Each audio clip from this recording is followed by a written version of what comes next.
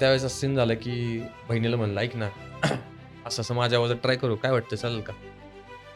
"आता घाण आवाज आहे तुझा. काय चालणार आहे? अरे नको करू, उगाच तिचा फालतू करून घेशील असं तसं." ठीक आहे, ट्राय तर करून बघू. मग मी एक व्हिडिओ बनवली मस्त, एडिट वगैरे केली आणि ते टाकली.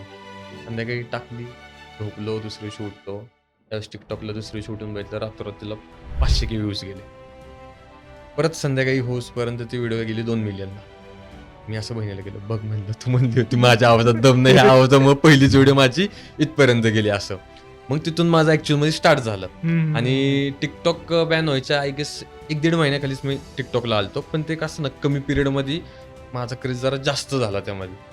अल्मोस्ट 1-1.5 महिन्याचं माझे 150 केच्या अराउंड फॉलोअर्स गेले तिथं. कोरोना होता बट लोकांचे मला फोन यायचे, "अरे, माझ्या काकीने तुझं स्टेटस ठेवलं होतं, माझ्या दाजीने ठेवलं होतं." असं तसे माझ्या स्टेटसला व्हायरल. मग मला कळालं की जरा फेमस व्हायला लागलो.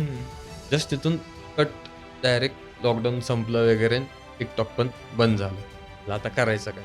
मग पुण्यात आल्यानंतरून परत म्हणलं आता रील्सला ऑप्शन आलता. तर म्हणलं इकडे टाकून माझे किती 3-1 हजारच होते Instagramला. मग इकडे टाकायला चालू केलं, इकडे पण रिस्पॉन्स. म्हणजे त्या पिरियडला इनिशियली कुणाला एवढे व्ह्यूज येत नव्हते, तेवढे मला त्या व्हिडिओला आले, की लाईक 1 मिलियन, 2 मिलियन असे माझे सर्रास व्ह्यूज. अजून पण माझ्या प्रोफाईलला त्या व्हिडिओ आहेत, की त्यांना तेव्हा व्ह्यूज गेले. तिथून मला ग्रोथ भेटली. मग पुढे-पुढे ह्या फील्डमध्ये कंटिन्यू केलं.